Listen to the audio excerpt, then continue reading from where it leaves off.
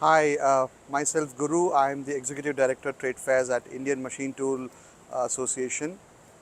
One of the newest initiatives that we are going to take is Machine Tool Connect Kolhapur, which is lined up from October 8th and 9th at Hotel Pavillion in Kolhapur. This is an excellent opportunity for all the exhibitors to reach out to the Tier 2 and Tier 3 cities. It's the first time that IMTMA has taken this initiative.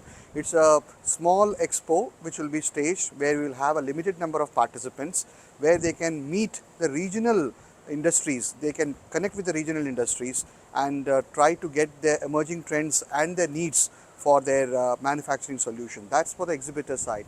And from the visitor side, I think I definitely would encourage every visitor to take advantage of this MTX Kolhapur happening from October 8th and 9th to see what is on display on the machine tool sector, on manufacturing solutions, and also on the 3D printing. So a lot needs to be explored, and IMTMA would continue to engage in this kind of smaller exhibitions, reaching out to Tier 2 and Tier 3 cities, and the first of its time is taking place in Kolhapur as the first edition.